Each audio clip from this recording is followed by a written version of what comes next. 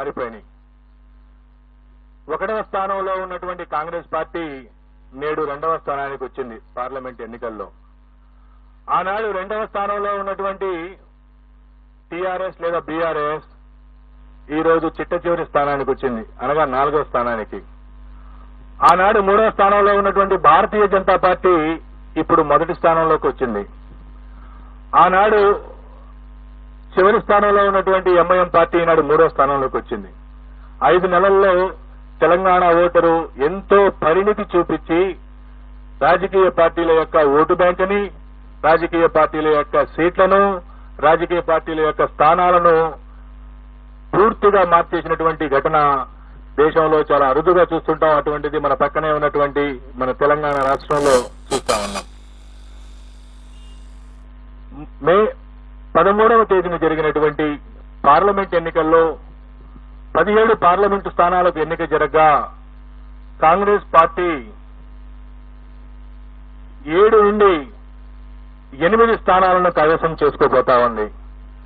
Congress party 7 నుండి 8 స్థానాలను కైవసం చేసుకోబోతా ఉంది. భారతీయ జనతా పార్టీ 8 నుండి 9 స్థానాలను కైవసం చేసుకోబోతా ఉంది. అలాగే ఎంఐఎం కేవలం పోటీ చేసింది ఒక స్థానం అయినప్పటికీ భారతీయ జనతా పార్టీ అభ్యర్థి మాధవీలత తీవ్రమైనటువంటి పోటీ ఉన్నప్పటికీ ఎంఐఎం ఒక స్థానం గెలవబోతా ఉంది.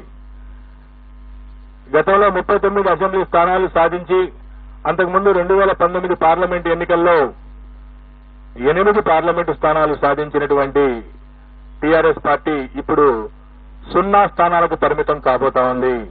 ఒక్క స్థానం కూడా ఈ ఎన్నికల్లో టీఆర్ఎస్ పార్టీకి వచ్చే పరిస్థితి లేదు. సాక్షాత్తు తెలంగాణ రాష్ట్ర సమితి అధ్యక్షుడు కేసీఆర్ గారు, సీనియర్ నాయకులు హరీష్ రావు గారు ప్రాతినిధ్యం వహిస్తున్నటువంటి మెదక్ పార్లమెంటు కూడా ఈరోజు టీఆర్ఎస్ పార్టీ పొందలేనటువంటి పరిస్థితి. గడిచిన అసెంబ్లీ ఎన్నికల్లో 7 అసెంబ్లీ స్థానాలలో 6 అసెంబ్లీ స్థానాలను సాధించినటువంటి టీఆర్ఎస్ పార్టీ 2 లక్షల పైచిలకు మెజారిటీ 7 స్థానాల్లో సాధించినటువంటి టీఆర్ఎస్ పార్టీ ప్రస్తుతం అక్కడ 2వ స్థానానికి రావడానికి పోటీ పడే పరిస్థితి, 2వ స్థానంలో కూడా ఉండే పరిస్థితి కనబడట్లా.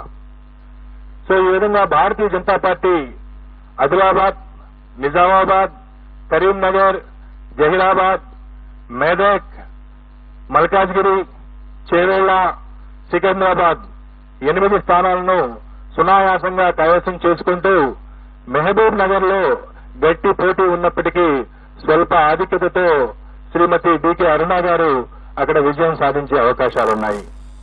అలాగే కాంగ్రెస్ పార్టీ మిగతా నియోజకవర్గాల్లో కాంగ్రెస్ పార్టీ విజయం సాధించేటువంటి అవకాశం ఉన్నది. ఎంఐఎం హైదరాబాద్ పార్లమెంటు నుండి విజయం సాధించే అవకాశం ఉన్నది. భారత రాష్ట్ర సమితి దాదాపు అన్ని నియోజకవర్గాల్లో 3వ స్థానంలో ఉన్నటువంటి పరిస్థితి. బీఆర్ఎస్ అధ్యక్షులు మాజీ ముఖ్యమంత్రి కేసీఆర్ గారు అధికారం నుండి దిగిపోయిన తర్వాత ఆయనకు మెడకు చుట్టుకున్నటువంటి కాళేశ్వరం ప్రాజెక్టు మనందరం చూశాం. మేడిగడ్డ వారధి కుంగినటువంటి విషయాన్ని, మేడిగడ్డ వారధి కుంగటం, ఫోన్ ట్యాపింగ్ ఆరోపణలతో టీఆర్ఎస్ పార్టీ యొక్క భవిష్యత్తు తలకిందులైందనేటువంటి విషయాన్ని మీ దృష్టికి తీసుకొస్తా ఉన్నా. ముఖ్యంగా ఫోన్ ట్యాపింగ్, కేసీఆర్ గారు ఎంతో గొప్పగా చెప్పుకున్నటువంటి జలయజ్ఞంలోని మేడిగడ్డ వారధి కుంగటం,